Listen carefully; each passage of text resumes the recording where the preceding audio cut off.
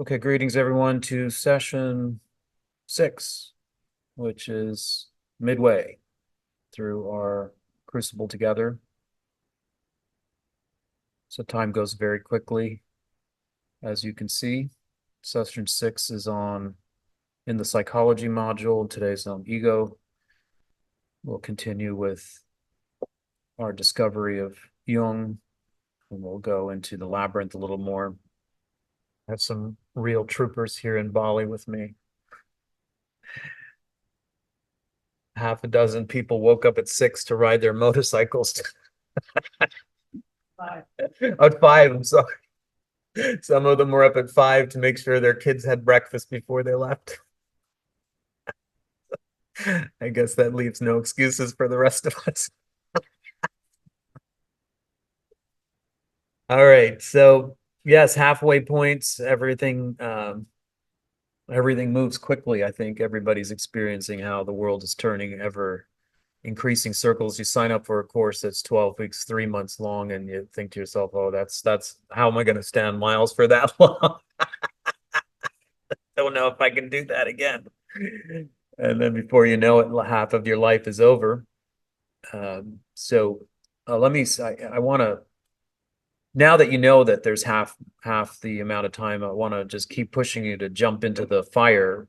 So we ended, which, and by that I mean, like, your involvement, if you have very specific questions or comments, or you're working with material that you think would be of interest to the rest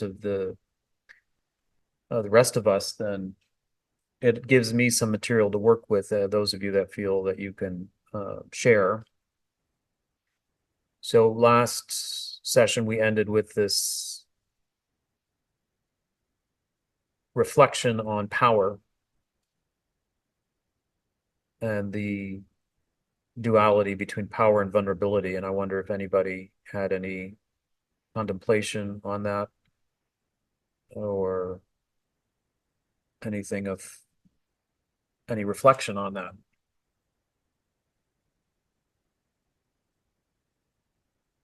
And it could, that could happen on a cultural, social level. It can happen personally. It can happen in family dynamics. Any observation at all? Anything came of it? Anybody here? Anybody there? Anybody anywhere?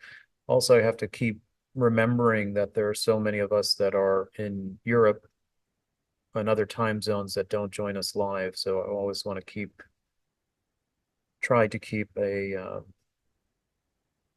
finger on the pulse for them. Belle in the Netherlands, and Erica in Greece, and Judy in Turkey, and a few other friends that we care about. You're in our thoughts, even though you're not with us weekly on the live call. So, and maybe people down the road in the future that find their way into the Crucible in our weird quantum world.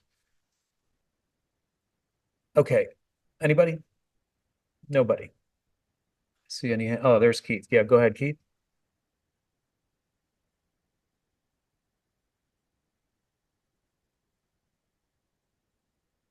Oh, where are you, Keith? Oh, Keith, you're on mute.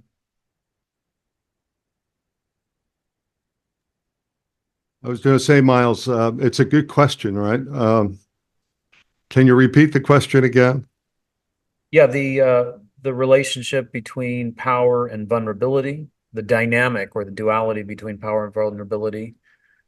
It's an open question. What observations you have about either side of the coin, both sides of the coin, in your own world or personal life, in the global landscape.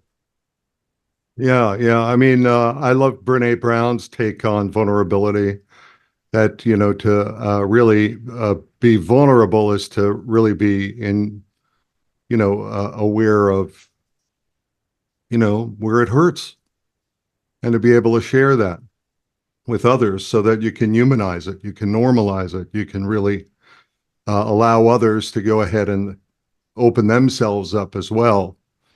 Whether or not it's, there's enough armoring in the world. We need to let down our armor. We need to alter our egos. And I think that's where, you know, the vulnerability is, certainly for me in my life. Thanks, Keith. So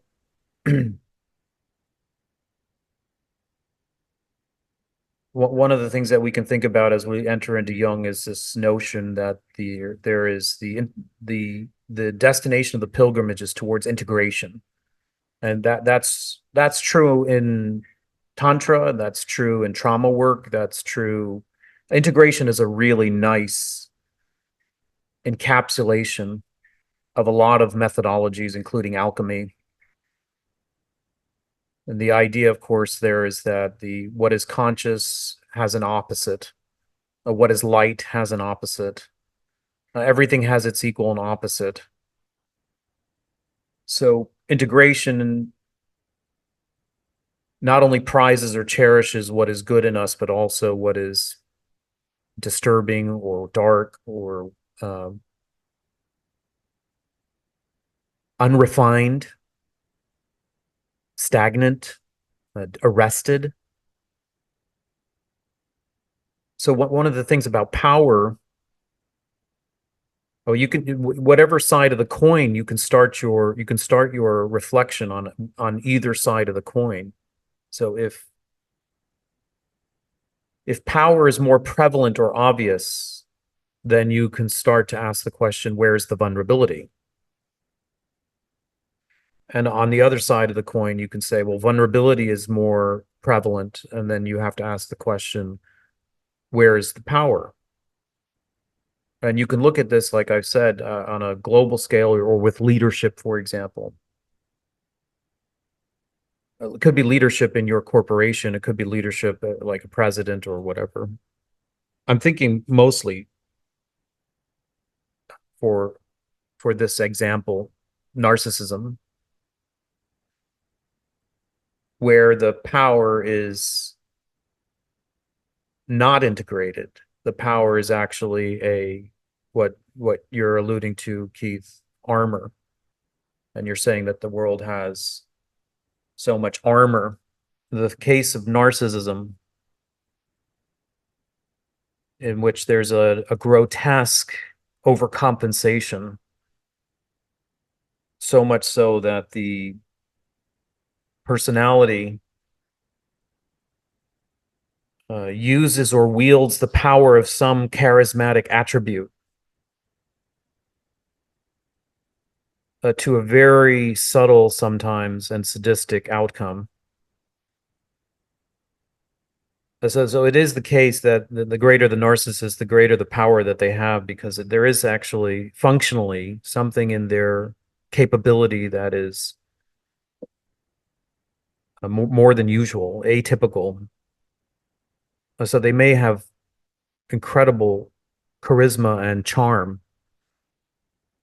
They may have enormous intellect. They may have some power, prowess, or skill. So that can't be denied. There's something exceptional.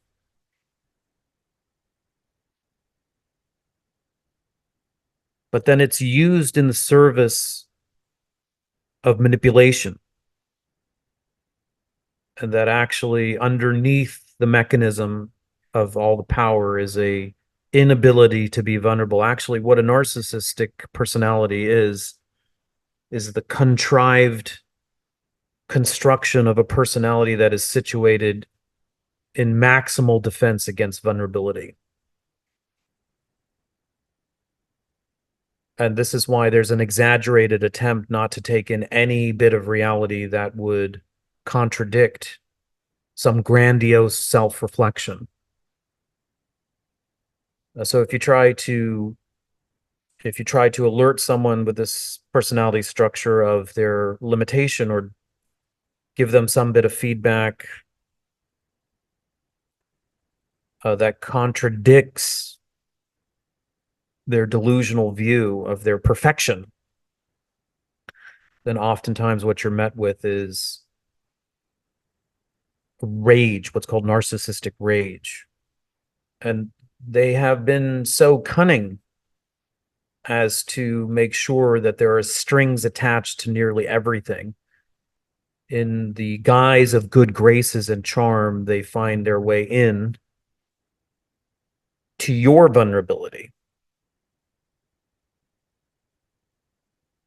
So this is a superpower, but it is a villainous superpower. It's an ill-advised, unvirtuous superpower. They'll find your Achilles heel. They will attempt to make you dependent. They will lure you into a sense of safety. And then they can be predatorial. Now, if this happens in childhood, it can really be one of the most confusing predicaments, because of course the child is naturally dependent. And the development of the ego necessitates a period of idealization. So the evolution of consciousness requires idealization, is put in a situation where dependency is necessary. And then lo and behold, the parental figure has this diabolical personality structure in which the parental responsibility is inverse, so that the child is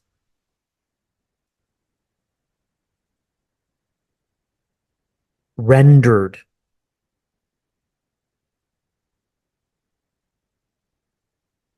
part of what's called a narcissistic supply. The child is there to supply the parental figure its narcissistic supply.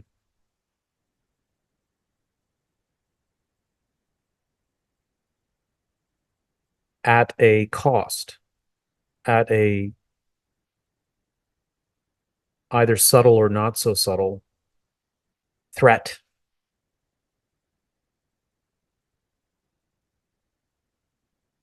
So here I'm trying to paint this picture that what's on the surface, what's obvious is the power. What's not so clear and not so obvious is under the surface, is the vulnerability. So in the case of the narcissistic parent, the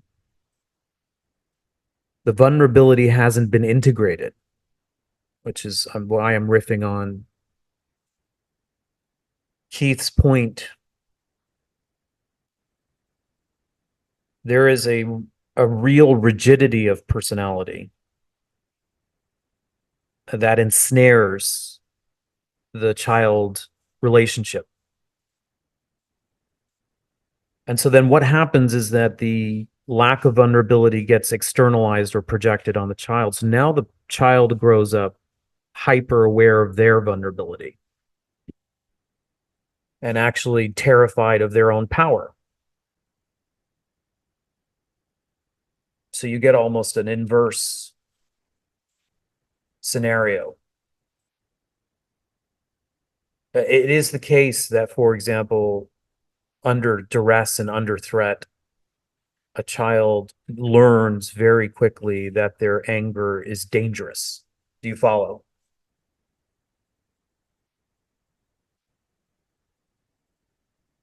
So the child learns to be ever hyper vigilant. The child learns to get its own spider sense, spidey sense of being hyper vigilant about the landscape. Then the child learns to accommodate. That is, the child learns a parental role reversal in which they become the parental supply for the parent. The parent's needs are more important, in other words. Making sure that the parent is satisfied. I mean, it is a complete role reversal. Rather than the parent feeling their obligation, responsibility, and privilege is to be available to the child learns very early on to be available to the ever increasing needs. Any feedback that would be contradictory to the grandiose expectation, one learns to squelch it, button your lip, tiptoe. And this can create a tremendous amount of cognitive dissonance. We would call that, for example, gaslighting, where an early primitive child that's developing a reasonable, rational view or perspective of reality starts to internalize all the faults in the environment as their own. So if they go one way and they should have gone another according to the delusions of the mirror that they're staring into, the reflective mirror of their parental judgment, they will start to feel that any which way they go, they're wrong. They're always wrong as a default. And so in a way, they're being incubated in vulnerability. I'm always wrong. I'm to blame. I should have done better. It's my fault. I'm so sorry. What can I do to make up for it? So the unintegrated aspect of the parent's shadow gets cast upon the child as their condition or circumstance for their brain development and the development of their personality. Now, what goes up must also go down. There's an equal and opposite exchange. So vulnerability comes to the surface. Where goes power?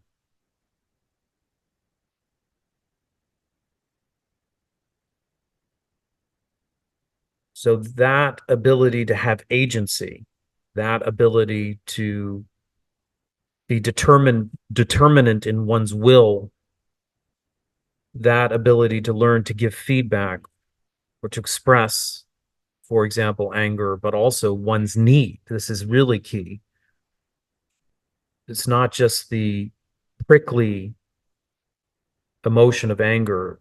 Think about it this way. One's need is also being buried.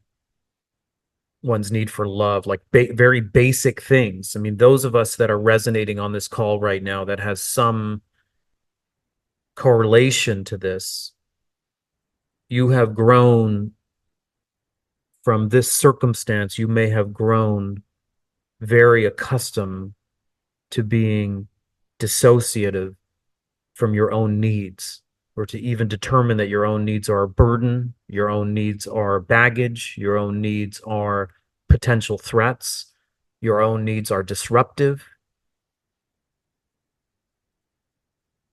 your own needs are divergent and dangerous.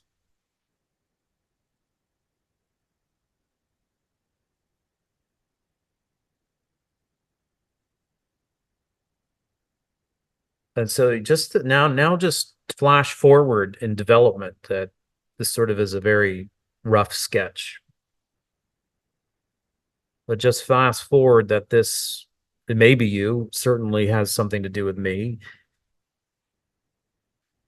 You flash forward, you have this spider sense of everybody taking care of everybody else's needs. You have repressed your own anger.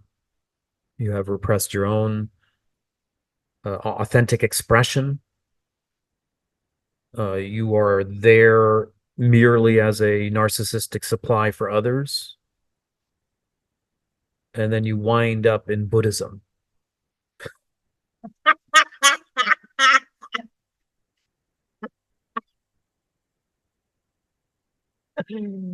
And like a velvet glove, it fits perfectly because everybody tells you, oh, well, anger is the most destructive force on the planet. It will destroy countless lifetimes worth of merit. Don't have any anger. Compassion is the most exalted, altruism is the most exalted virtue that a human being can have. Your vow is to live for the benefit of all living beings. Sentient beings are numberless. They're ensnared in samsara, persevere for their benefit. The list goes on and on and on, right? So this is why, in the contemplative studies program that we did what seems like lifetimes ago, we spent quite a bit of time in the foundations, baked into the foundations of studying Buddhism, enough trauma informed medicinal self-reflection, because it is true that while all of those statements are true from a Buddhist perspective, without an eye on the shadow, there is always a chance that the medicine can be poison. There's always a chance.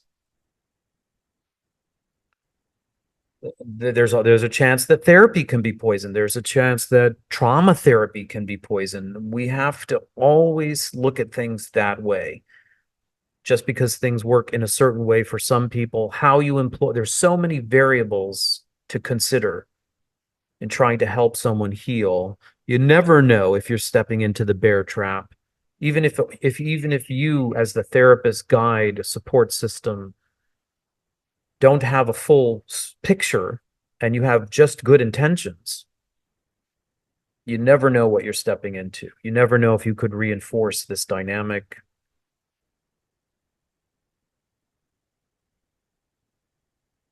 You could say, "Oh, well, just speak up," or you could just say, "Just calm down."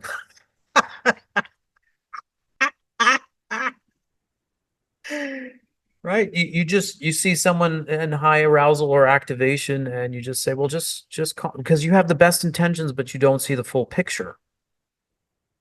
Just calm down. Or you don't see the full picture, and you say, "Well, just get angry with them, tell them off." What's the problem with saying that is that what you're asking someone to do from the labyrinth point of view or from the basement point of view is stare too quickly and too early into the face of the dragon, where they risk being consumed.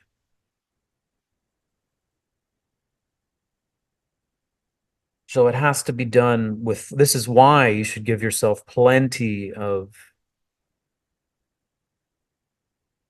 room to learn, to listen, to get to know, to become familiar with your own mind or with the mind of the people that you're working with. So back to the power dynamic. Jung, one of Jung's contributions, but of course it's not just Jung. It comes in alchemy. It comes in tantra. It comes in many forms, like Chinese medicine, homeopathy. Actually, if you look closely, a lot of these ancient wisdom traditions have this reciprocity between opposites. It's not common for a narcissist to volunteer for therapy. Usually it's the spouse of the narcissist that ends up coming to therapy. Surprise, surprise. My relationship isn't working and I wish I could know why and what I can do.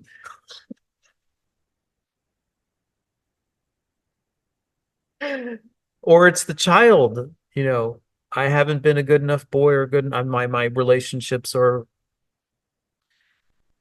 compromised. They're not satisfying. What can I do? What can I do?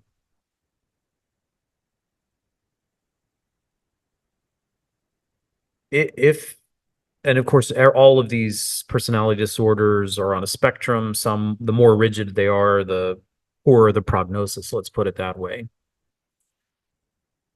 Poor prognosis in a limited time frame. Of course, you always have to have the chatra in mind, that in the grand scheme of things, anything is possible.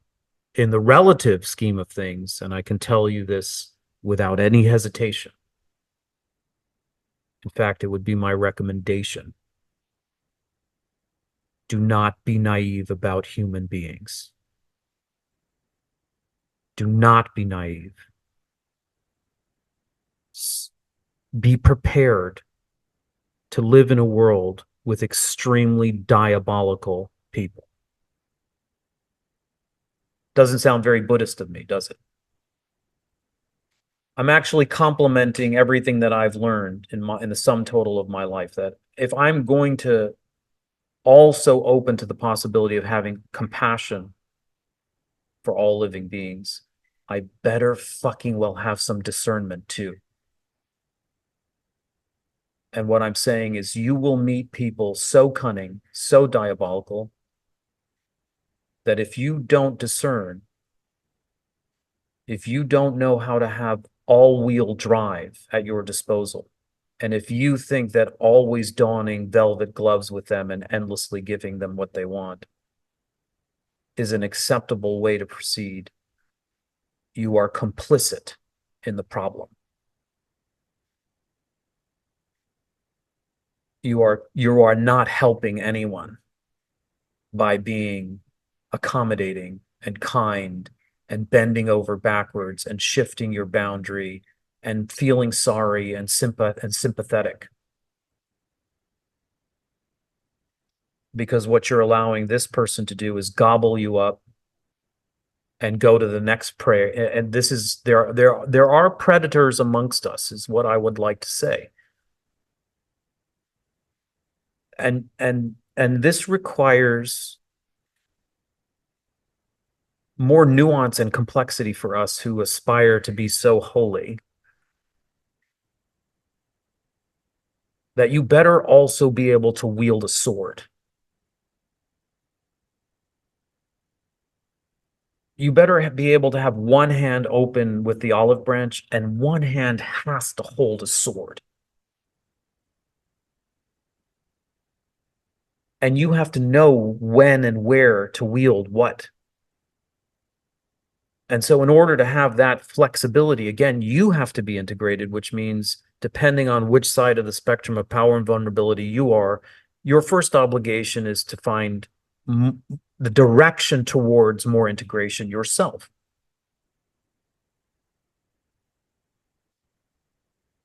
I have a sneaky suspicion if you're even in the Dharma spiritual world, you're more familiar with vulnerability and less familiar with your own power. You're more sensitive, you're more accommodating, you're more flexible, you're more feminine for those feminine qualities, if you want to use the masculine feminine dichotomy, less familiar with power, assertiveness, even aggression when necessary, judiciously applied. Like a mama bear also has teeth, don't forget. She knows when, she knows when to use her fangs to teach a lesson or to set a boundary.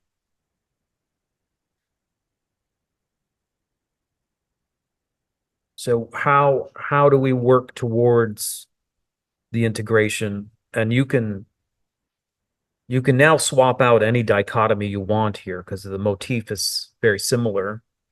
The mechanism is similar, whether it is a power vulnerability dichotomy or some other variant.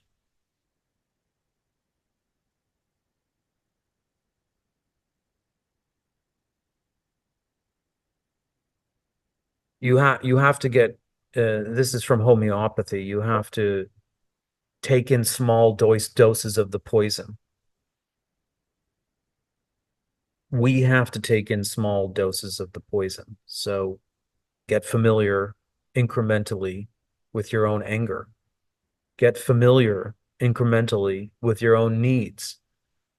Get familiar incrementally with your own assertiveness. Or, as the case may be, Keith, the inverse of how we started this conversation, if you're of the predilection of being already vulnerable, then you go for the power. If you're on the predilection of being very familiar with your power, with your masculinity, with your assertiveness, you have to start to take in, and this is why, probably men's groups, for example, These warrior type men's groups are now starting to incorporate more sensitivity training, more empathy training, dropping out of the IQ into the EQ, beginning to incorporate mindfulness, awareness, spirituality, all the way into including child work, going into trauma, learning how to grieve. This is, for some men, this is a near impossibility. It requires the whole group resonating, becoming familiar. It's a reverse indoctrination. In a way, there's a cultural standard or doctrine that is in complete contradiction to the programming. You know, powerful men don't cry. Powerful men don't get vulnerable. Powerful men are always armored. They're always ready to fight. Emotions are a liability. Vulnerability is weakness. Weakness is death. There's the jump that we don't see. Weakness is death. That's why you can't just say, it's okay, give me a hug and let's cry together. You can't just say that because of that extra little bit. You're asking someone to die. You're asking someone to give up. You're asking someone to enter into such a threat proximity that the potential for their death is too great. So that's why it has to be handled systematically over time with enough rapport. And it always, as I said in the last two sessions, it always has to be voluntary.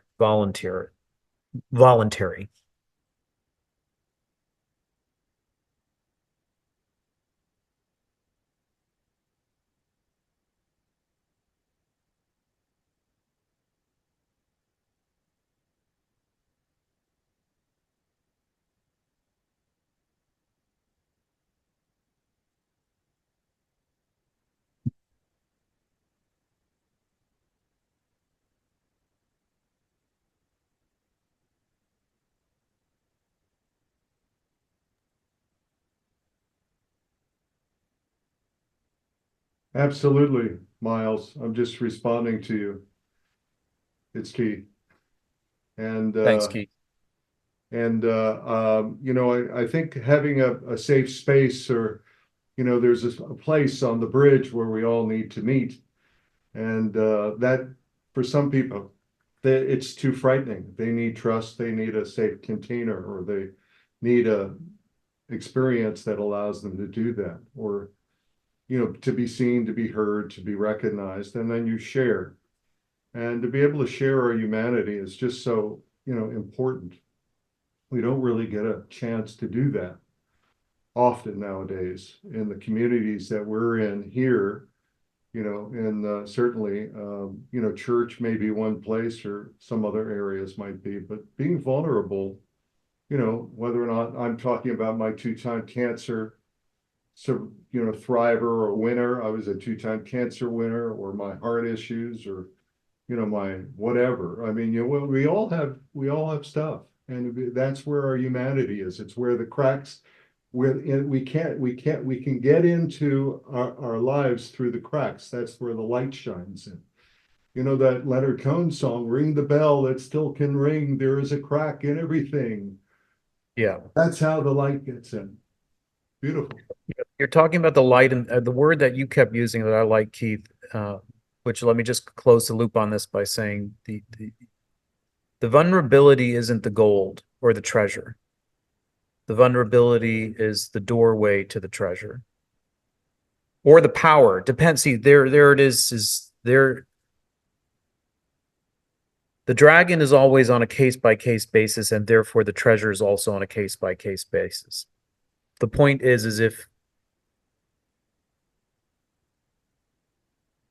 for someone familiar with power, vulnerability is noxious and dangerous, and they're able through what you're calling the causes and conditions of safety and rapport and time and voluntarily and will, the voluntary openness or receptivity or willingness to go to the vulnerability, we would say to tame the dragon or face the dragon. What you get there is the treasure, and you were using the word humanity. I think this is a good point to reinforce, so thank you. The thing that we're most afraid of, the dragon, also guards a treasure. And if you look at the equation from the other side, the thing that, if you look at it from those that are vulnerable are afraid of their power, and if you're able to become familiar or face the power, the fear of the power, then you get the treasure. So it's worthwhile to consider what the treasure is. And you use this word humanity, which is another way of saying connection. And I think this is important if you put it back in its original context in child development, when there's an overbearing personality, that most of the defenses that are installed are there for the purpose of survival. So they're like levees in Katrina. They're like protective, base level protection. But it has a cost. What's the cost? The cost is that there's no supply chain of the higher order nutrients: love, connection, creativity, spontaneity, eventually sexuality. Those are all expenditures. They're casualties that are eliminated as possibilities because the equation is so rudimentary in its priority: survival. Now let me give you another case. The one of the people that I'm working with, she saw a lot of she saw the detriments of dependency. Her mother was dependent financially, obliged to her father. And what she witnessed made a very big impression on her in terms of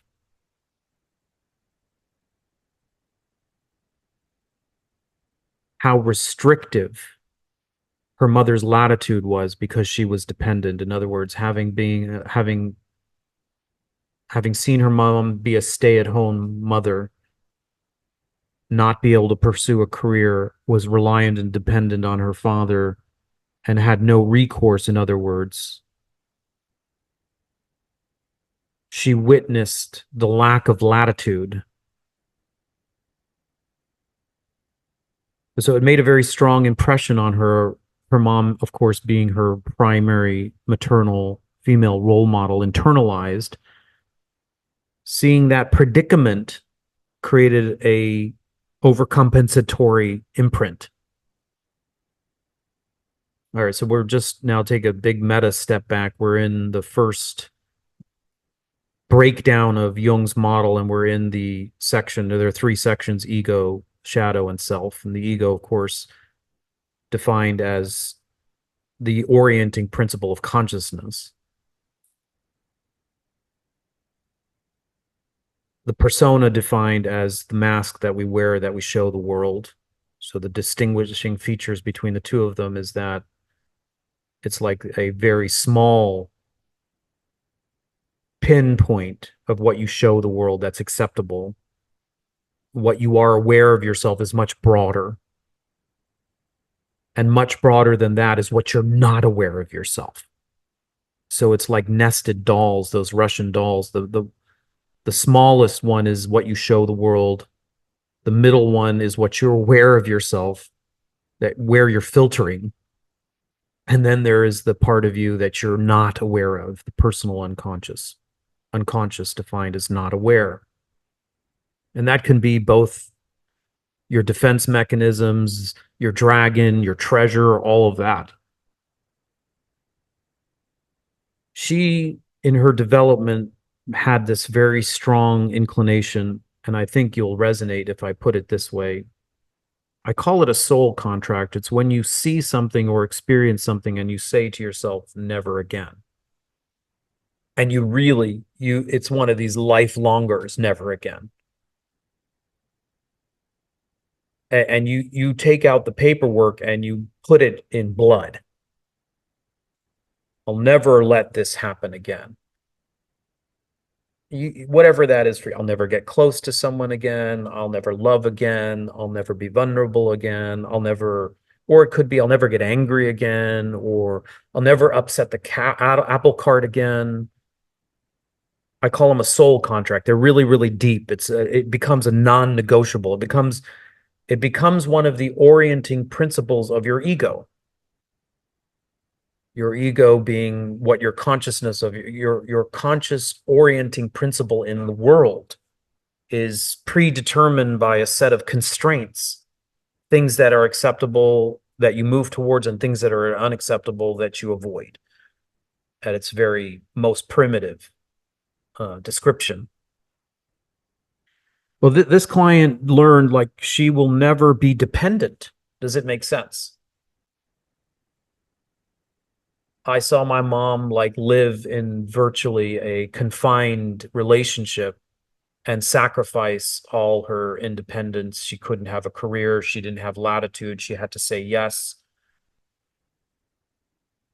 And she said to herself in blood, "We'll never let that happen." And you find out what yours are. You all have soul contracts. Probably at this particular stage, most of you know exactly the top 3 soul contracts you've written. And all of us are past 40 now. We're past midlife. So now the stars above are dictating a particular circumambulation in which we get what's called a solar return, a return to rewrite the contract.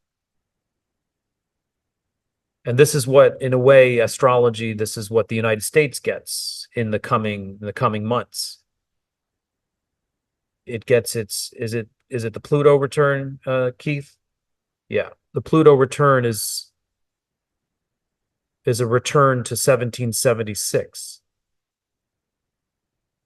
The Declaration of Independence, the founding, the birth of the United States. The planets above are dictating that the country itself has made a full circumambulation,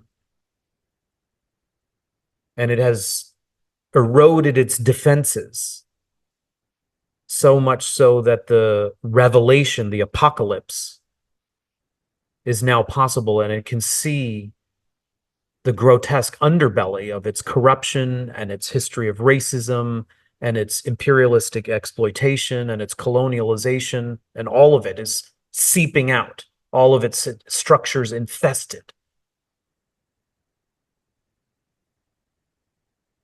And the equivalent in our lifetime, past middle age, is that we get to revisit the Constitutional Declaration, where we wrote our soul contract. And we get to revise it. We get to look at the fine print again, and we get to revise. Why do we get to revise? Because the chatra is complete. It's not broken. It's not in stone. The contracts weren't in stone. They may have been in blood, but they weren't in stone. That belongs on a t-shirt or a mug or on the refrigerator magnet. It was paid in blood for sure. Raise your hand if you understand what I'm saying. It was paid in blood, but it's not in stone. Which means when the conditions are right, by hook or by force or by voluntary effort, preferably the latter, okay? Preferably the latter. What a midlife crisis represents is someone who doesn't go for the adventure, doesn't heed the call to adventure, pushes off the opportunity, does not heed the warning signs, does not read the tea leaves, does not read the writing on the wall, does not see the symptoms, buries the symptoms or numbs the signal from the soul, pushes it off until it becomes a bigger catastrophe that they cannot avoid. What is its alternative? Consciously go on the adventure, read the symptoms. It's not working here. It's not working. So back to this case example, this person's in midlife. They have an excellent job. That's no surprise to you, right? They have an amazing job. They're so well paid. It's staggering how much money this person makes. I mean, I'm baffled. And I'm happy for her, of course. I mean, it's an amazing thing for a woman CEO to just command that kind of salary, which is a kind of power, you know. It's one variation. But we've been working with the shadow. So she overcompensated. She overcompensated as a result of her soul contract. And the development of her personality grows in such a way that it privileges or prizes of the dichotomy, it prizes independence. It makes sense? What goes to the shadow? So you see for her mom, dependence was conscious and independence was unconscious. And what resulted was an overcompensation where she prizes independence, and what goes to her shadow is dependence, the fear of dependence. It's a terrible fear of dependence. So she's capable of, she has incredible maneuverability. I mean, she's on Lear jets to this country and that country. She has huge salary. She has respect. What doesn't she have? Anybody? Connection. Love. Connection. Very well put in its most broadest terms, connection. But what it manifests in terms of how it manifests in terms of our conversation is she doesn't have partnership. She doesn't have a spouse. Love. She doesn't have love, connection. You know, those are the most rudimentary nutrients, and how it manifests is the desire or the yearning. That's a better word. The symptom is the yearning for a partner, for a spouse. That's the symptom. I have endless amounts of money. I have endless amounts of opportunity. I have endless amounts of latitude, but I have no one to share it with. And it's taken months to figure out what's in the labyrinth and what the soul contract was, and then what needs to be the alchemy, which I've just, hopefully now I've just painted all of that for you, all of that information. You know, the conversations involve like excavation, archaeology. What did you learn? What kind of experiences? What kind of imprints? How did your personality develop? On paper, it looks good. I mean, looks good, right? Millions of dollars, Learjet, looks good, right? You know, success. What's not so good is that there's alcohol. What's the alcohol about? The alcohol is a numbing agent. What's being numbed? The signal. The signal from the soul that's saying, I need connection. I'm lonely. Did someone just say lonely? I did, yeah. Yeah. That's Lori. Hi, Lori. Hi. Yeah. So, okay. If you wanted to be inspired, part of the hero's journey, part of what Jung's asking us to do, part of what alchemy is asking us to do is listen to the symptom. I'm lonely. I don't know what to do about it. I want help with my loneliness. Or those that are more on the side of the coin that are more on the independence and power and authority fear their vulnerability. So what do they do with the symptom? They medicate the symptom.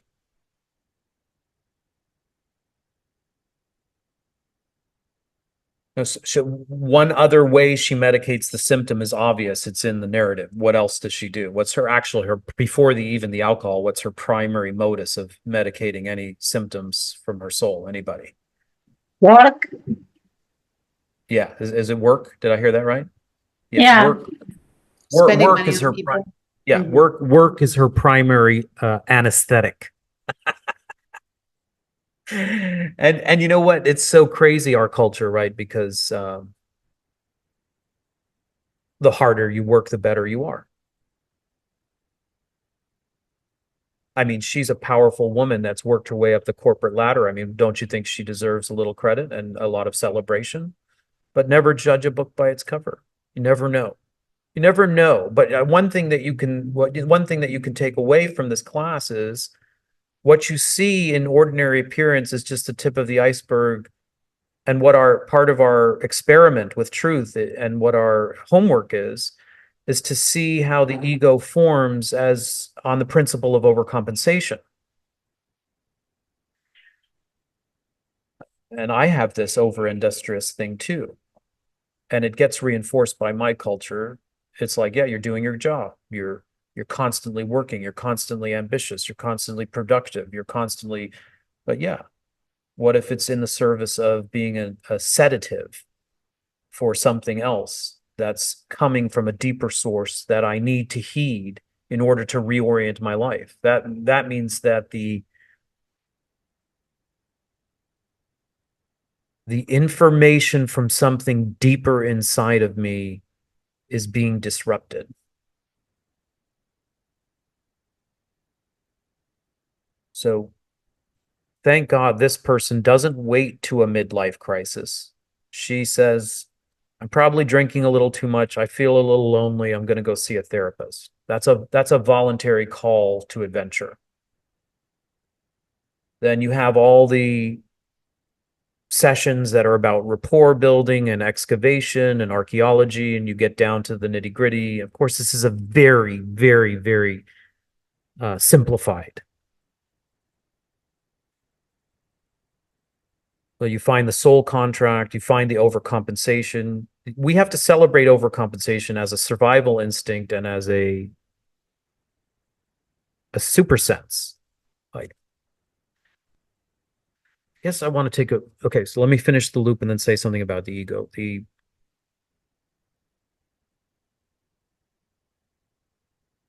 Your survival tactic needs to be celebrated. And then it needs to be recognized that it got you out of danger, but then you held on to it as part of your personality for way too long. And now, probably in midlife, that's beginning to break down. In other words, its utility is in ever diminishing return.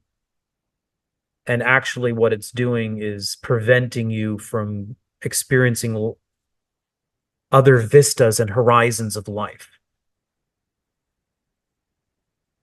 So don't blame it.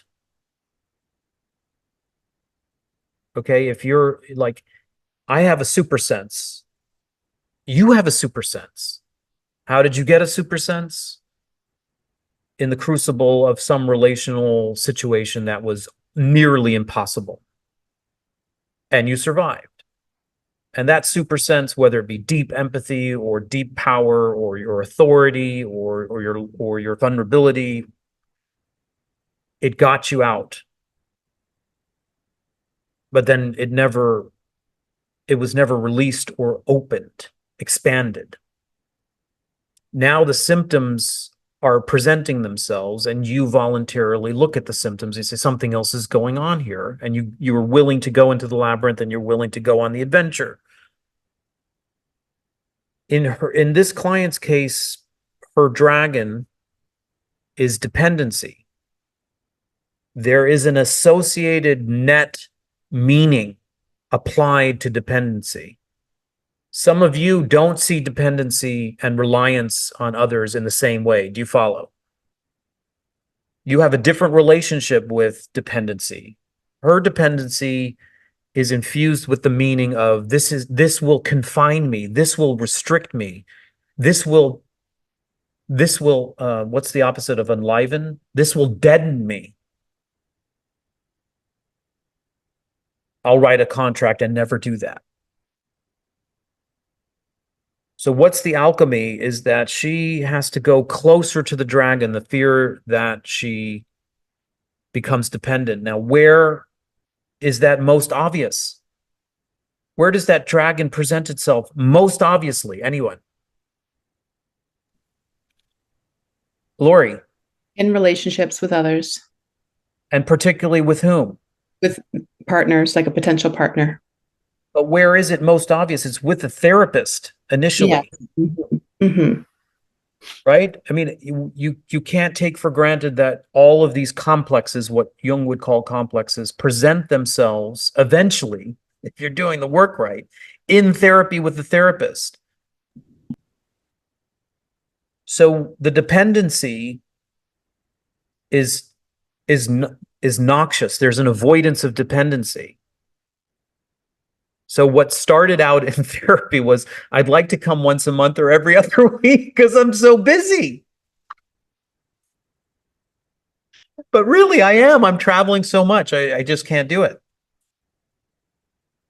And it seems obvious enough, and it seems appropriate enough, a request. But then you look at the cadence,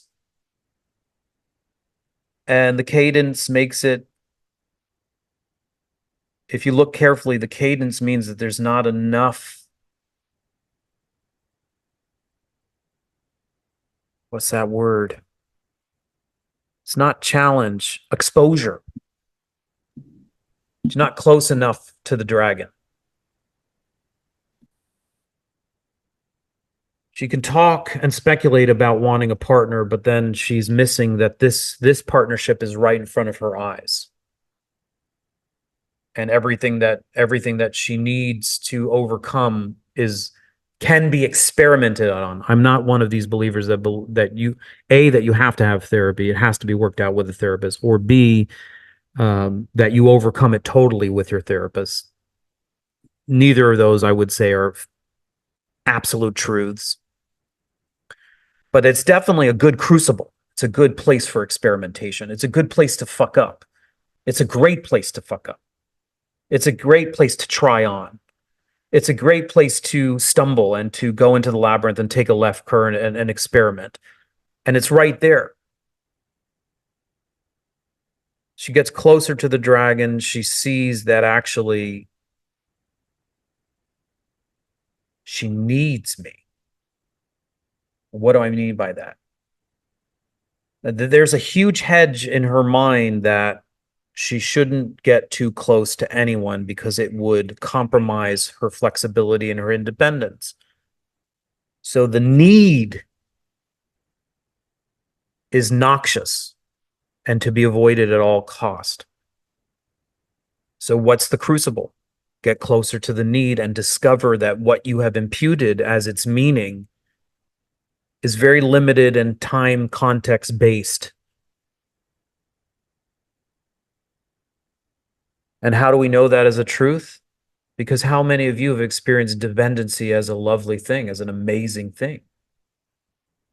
How many of you have learned, when someone's there for you and they can catch you and you can actually do the trust fall and fall backwards, and you know that they're there to catch you, and you don't have to fend off every army, and that someone has your back, and that you don't have to do it on your own every single time, is an extraordinary treasure.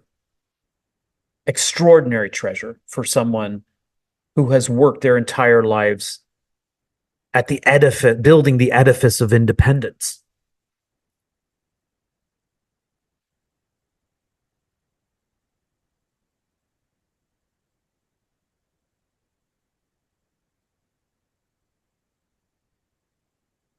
But you can't undo the association, and you can't rewrite the script without the possibility of experimentation. And the experimentation necessarily includes potentially reinforcing the original wound. Now that's That's what makes the whole thing terribly scary. The likelihood of a repeat scenario in which well, I mean, it is the metaphor of climbing to the summit of a mountain for pilgrimage. It's the same thing. And what I'm trying to say is therapy is never straightforward. Even if you can get a bird's eye perspective on what needs to happen, it is very likely that you'll step in the landmine a few times and that you'll come up against your biggest fear and you might recoil. And I guess what most of you that are therapists and coaches know is that this is part of the terrain. Like, you didn't fuck up. You didn't mess up. That's what the whole enterprise is set up to do.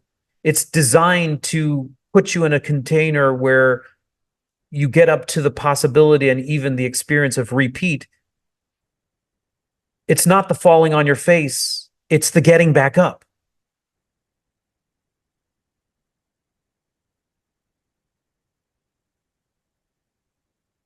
How else can someone learn if not to repeat it? Like, and you don't go out intentionally trying to repeat it. So like my schedule is really packed. I don't have a lot of movement or opportunity. And this person is growing aware of her need, and it's a noxious need. She doesn't like it. And then it may clash because my schedule may be too what? It may be too what? Yeah, it may be too restrictive. Right? And she's flying into different time zones and on Lear jets to this country and that country. And now we have a conflict of interest between her willingness to explore dependency and my availability, which is basically signaling to her, I told you, this is not a good thing to do. You're smiling, Amalia. Is that a smile?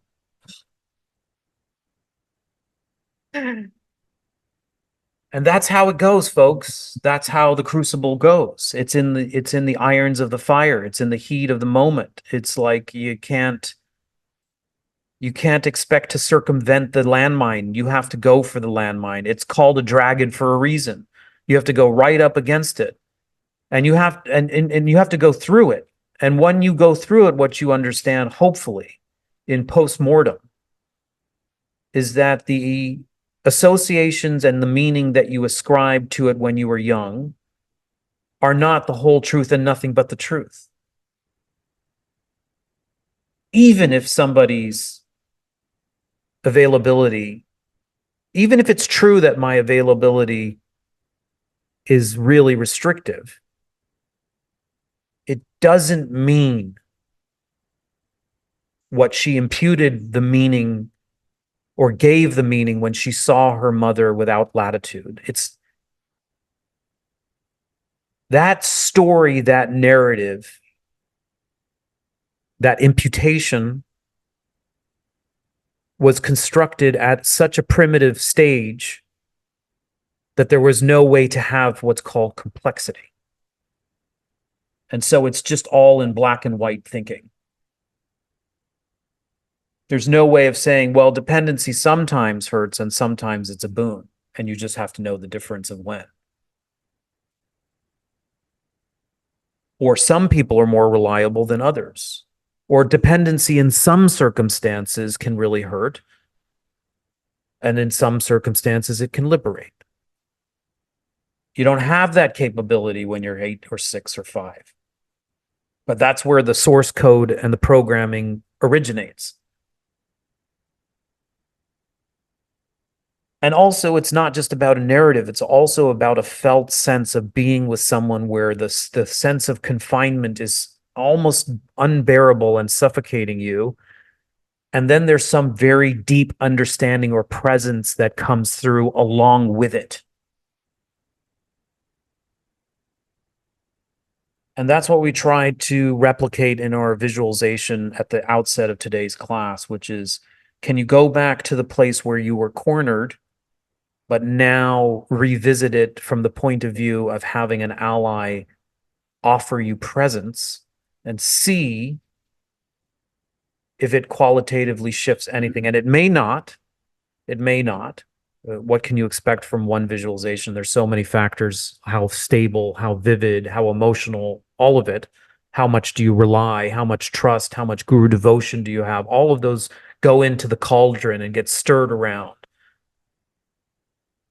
But what we're trying to do is take you back in time to the place where the dragon lives, come right up against the dragon and introduce a new element that wasn't there, a disruptor, a disrupting quality, which it inevitably has to do with presence and love. It inevitably has to do. It's not words, although it can come in the form of words. It's more intangible and more energetic than that. How many of you have had the experience that even though a terrible situation has very little maneuverability, as long as somebody understands you and is willing to sit with you in the fire, that's enough to qualitatively shift it slightly? How many of you had that experience? And then you may have the experience where you just are so convinced that that doesn't work for you. So convinced that what could possibly another person being with me or understanding me, how could that possibly change the outcome? And you're probably still fixated on the outcome and not the qualitative process of it. It's very, very prominent that you can't change the outcome. You can't change the outward or the result, but the process can change. And that requires a shift in orientation. The way that we do things, the way that things were done, and the way that we do things now can change the subjective experience, even while there is very little room to maneuver in terms of the outcome. Does that make sense?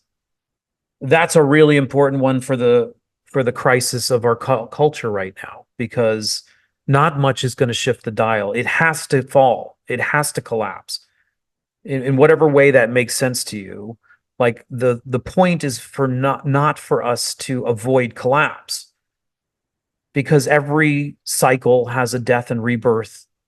Every civilization has death and rebirth. Every individual has death and rebirth. The point is not to avoid the death or rebirth process. The point is to engage it in a new way. The same is true in therapy. The point is not to avoid the inevitable slip up or landmine. The point is to engage it in a new way. Man, if I knew that as an early therapist in training, it would change my whole experience for the first 5 years of doing therapy, because I was busily away trying to cut off the landmines, struggling in my imagination. How can I make it different for this person? How can I make therapy different? How can I change the outcome? I spent most of my time trying to change the outcome for clients, doing cartwheels and circles around them and not really serving them. It makes sense? And then I discovered my job is not to circumvent the problem. My job is to provide the sustenance or the resource of availability and presence as we step into the landmine together. And boy, do you think that's what a client signs up for when they first say, can I? No, not at all. And maybe that's what you signed up for too. How is this crucible going to help me?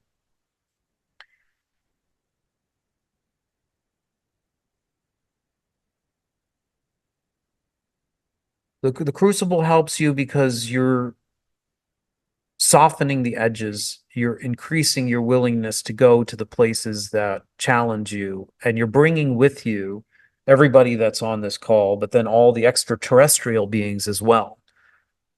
And those extraterrestrial beings, whether they be imagined, whether they be spirits, they disembodied, they are ancestors, they are the land themselves, they're a big deal.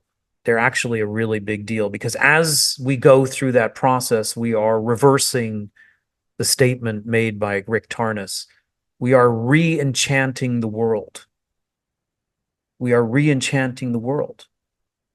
Right now, the world is a stagnant, atomic, Newtonian, cold world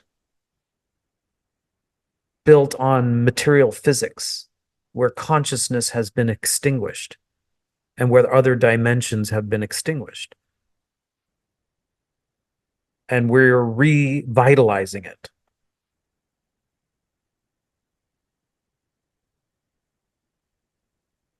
And in your therapy or in your personal process, what you're doing by revisiting your soul contract is you are reclaiming something that was lost or jettisoned as a result of the terrible survival decision that your biology had to make because your consciousness wasn't evolved enough to make it. In other words, your biology, your survival instinct of dissociation and defense came to your assistance because consciousness had not yet been at a place expanded enough for complexity. And so you limited your world. And now part of your process is to revisit the dragon so you can reclaim the supply chain treasures of connection, of vitalization, of aliveness, of love, of desire, of bliss, of power, or whatever it may be that was sacrificed on the altar.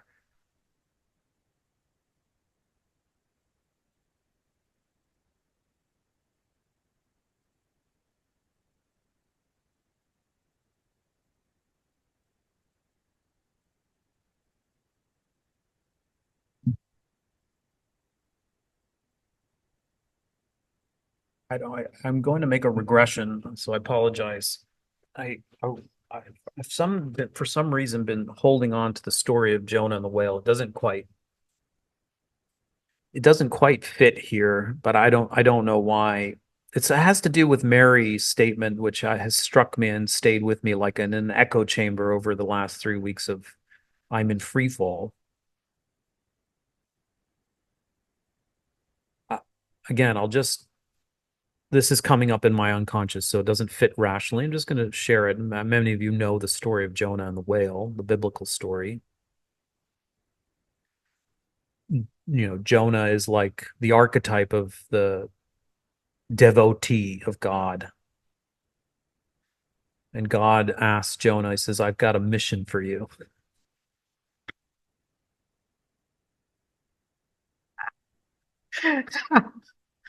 I've got a mission for you. I need you to go to Nivina. I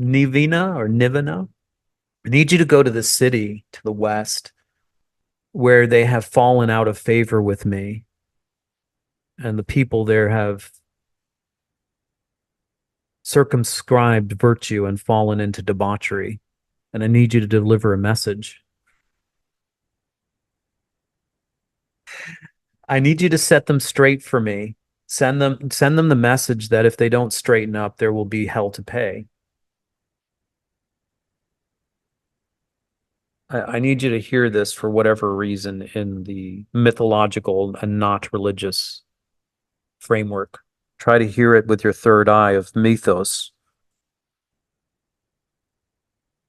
Just try to put yourself in Jonah's shoes. He's being asked. God's not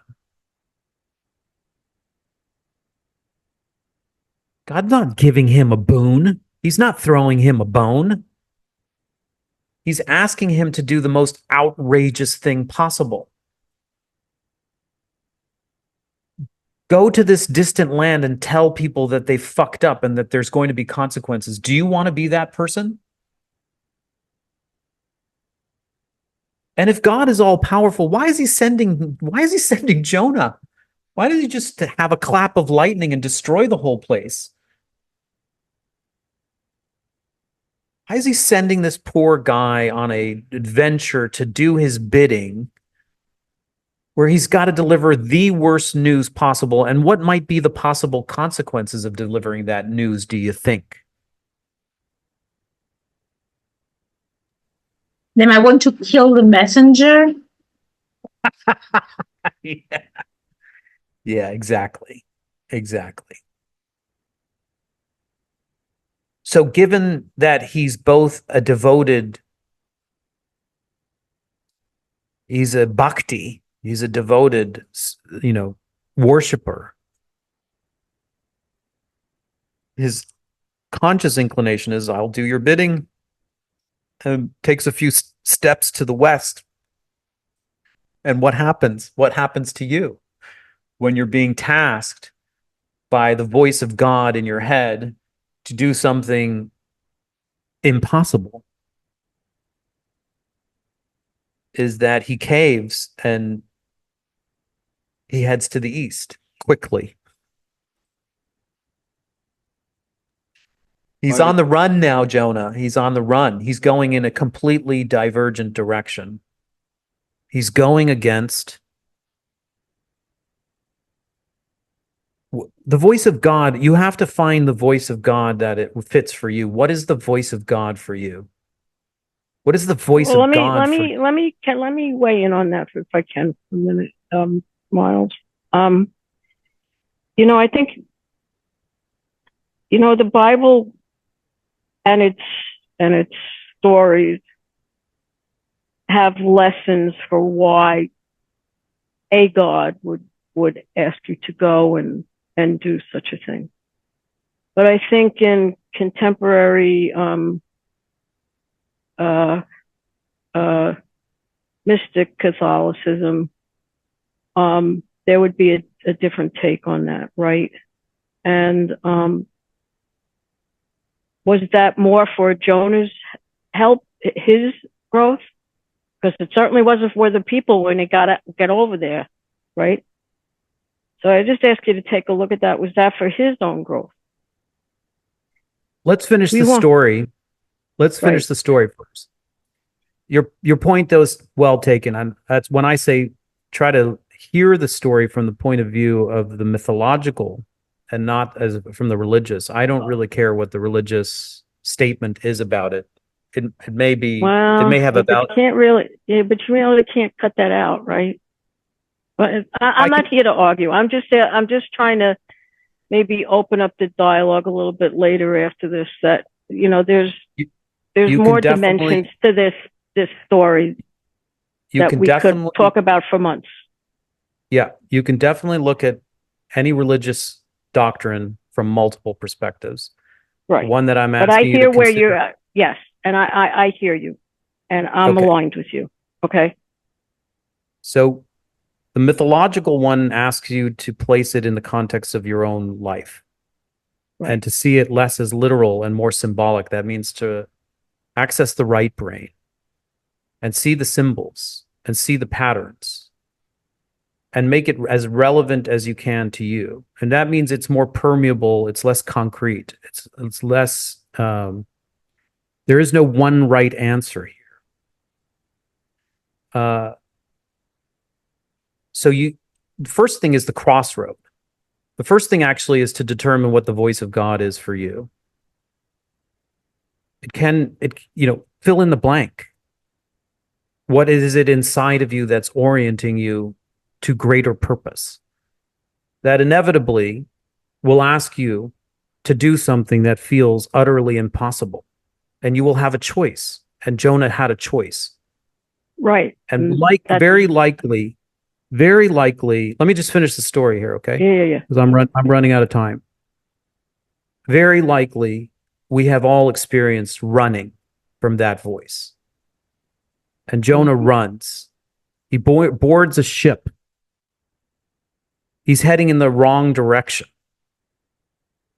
On the ship faces terrible weather conditions, and the shipmates begin to sense that something is afoot, that actually Jonah's presence is indicative that he's part of the weather pattern. His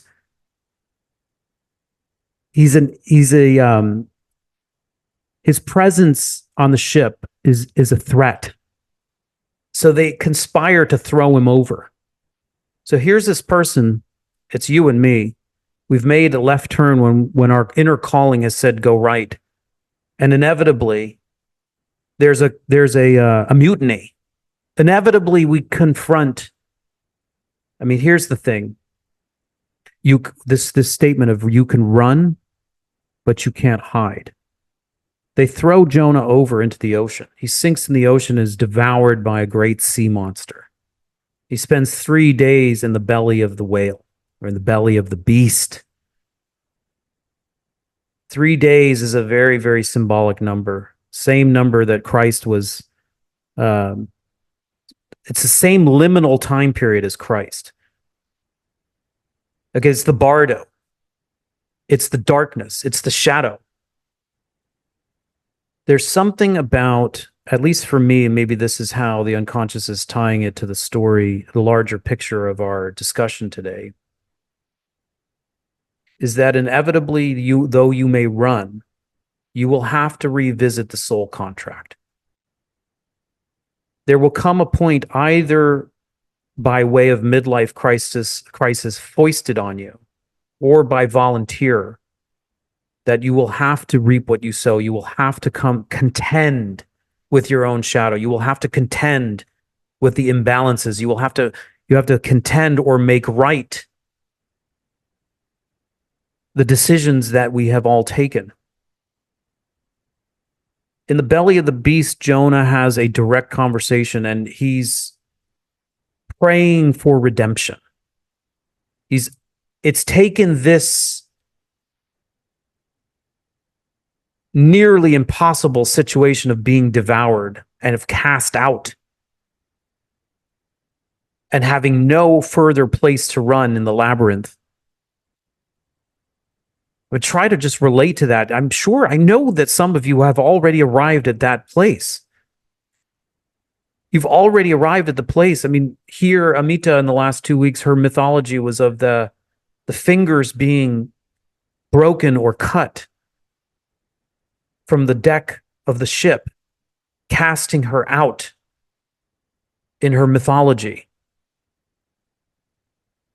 And when there's no place to run, then there comes the voice, and there's the opportunity to make right what has been made wrong. I accept your mission. I accept your mandate. Give me another chance and I will make this right. The chatra is complete. The soul contract is made in blood, but it's not in stone. And whether it takes you here, there, or anywhere, eventually it will be rewritten and restored. The covenant or the vow will be restored. However, the thing is, the person you are as a result of your labyrinth adventure is now ever more capable of making good. As a result of the journey, you can achieve the vow that you tried desperately to avoid. And no other way. No other way. You weren't ready at the outset when you got at the crossroad. You weren't ready. So don't opine about that as being a wrong decision, a fait accompli. Just recognize that if you went left, if you went west, if you were cast out, if you were swallowed whole, all of that was required to bring forth out of you the recognition of reorienting yourself towards the higher purpose. And so in the end, I mean, there's a moment in the documentary film that Matthew's creating where Geshe Tenzin Zopa, we're sitting with him, and of course we're talking about the meaning, the symbolism of the chatra. And he's saying essentially, whether we're able to accomplish it externally, whether it happens, he says, whether it happens or not, whether it happens or not, whether it results or not, the way I have oriented myself is what matters. And then I'm happy, he says. Then I'm happy. Whether it happens or not, I'm happy. Why? Because this adventure took me into a place that I was keen and destined to avoid. I confronted a dragon. I looked deeply into the program, to the source code. I rewrote the source code. I can't stress enough over the last couple of weeks I've been saying that when you rewrite the source code, you don't only do it for all your ancestors, but you do it all for those descendants coming after you.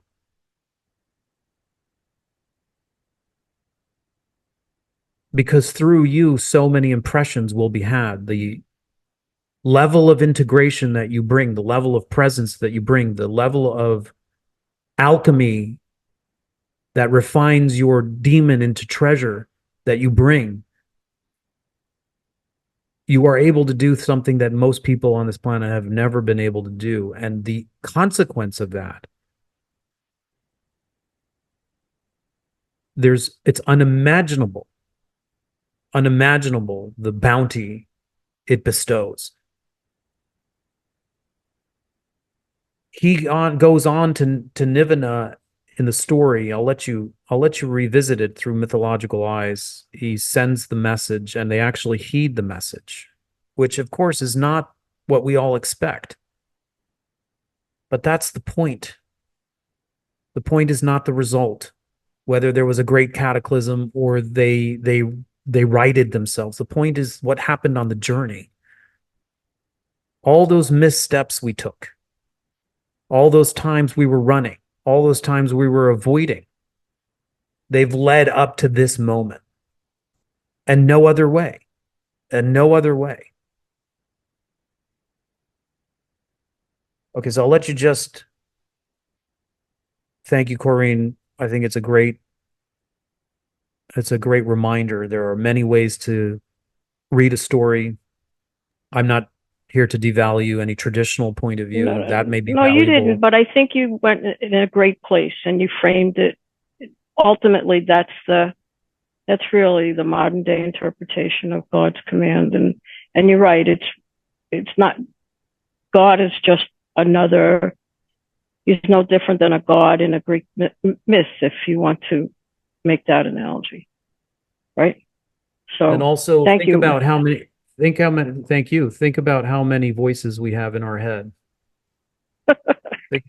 Think about how many I don't know. I parts. stopped counting today at lunchtime. Think about how many parts there are to the self. Right. How many voices in your head that are telling you to go this way, that way, and how do you orient yourself? How do you orient yourself to the one? I mean, this goes back to the initial class where somebody said, "How do you know? How do you know which voice to follow? How do you know it's the right call? How do you know?" And you can't avoid the landmines. I guess there is a just as we're ending here, there's a theme that has emerged in the course of our discussion. On our way towards integration, the landmine, the confrontation with the shadow, the confrontation with the dragon, the dark night, the belly of the whale, the impasse, they all serve a higher purpose. Depending on how you orient and how you relate to it, what comes out of it is dependent on the process.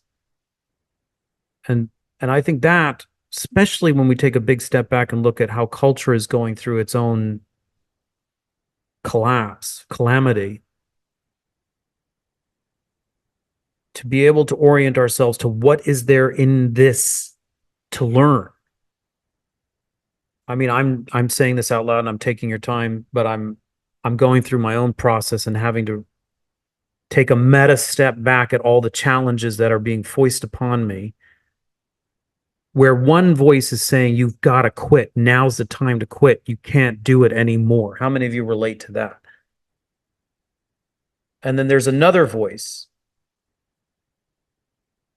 There's another voice that says, keep moving forward.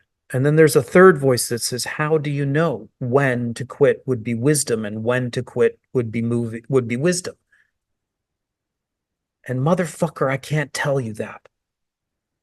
And the point of today's class is that you will have to bear the result of the consequences of listening so that you alone will know. That is the price that you have to pay to understand which voice to follow in the future. Nobody can tell you. You will have to go backwards and forwards and succumb to agony, and you will have to scream in the dark, asking for redemption and clarity for that experience to be alchemized and for it to be wholly and squarely your own learning. And no other way. For you to arrive on the other side and be able to say, as Geshe Tenzin Zopa did, with full embodiment and without hesitation, come what may, then I will be happy. I will be happy come what may. Wow.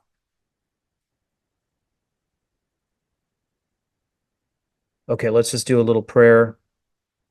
Taking too much of your time. Going off terrain with Jonah for whatever it was worth.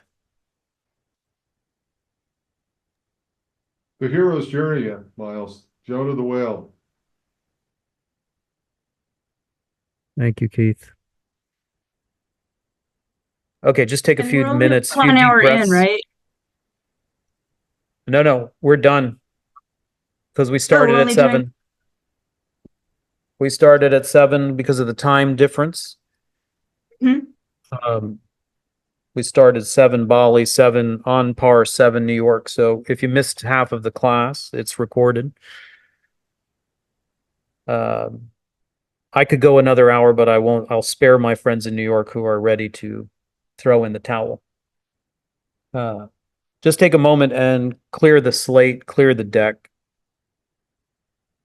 Get out of analytic mode and into embodiment. A few nice breaths to deepen or lower or surrender.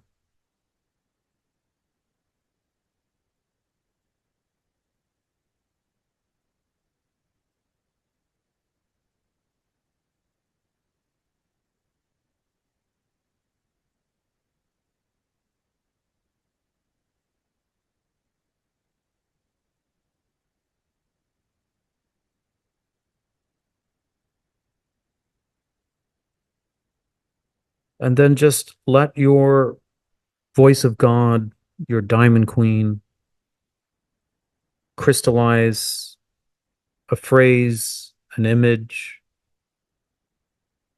present a prayer, a statement, an affirmation.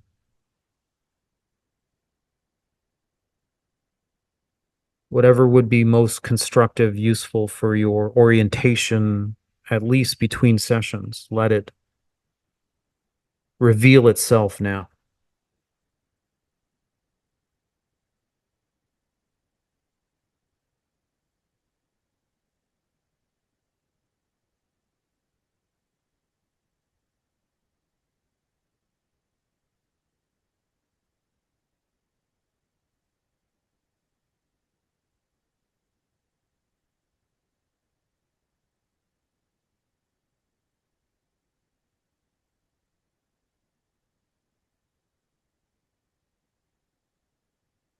And even if it's not clear, just affirm this dialogue, this relationship with your soul.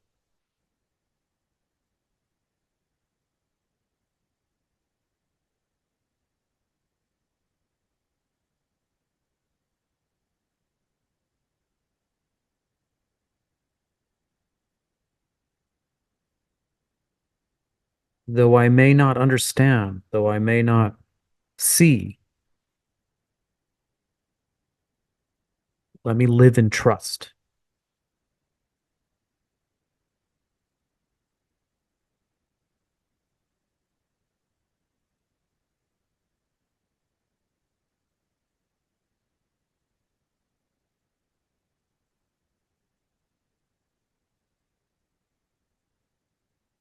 Okie dokie. Thank you so much. See you all next week.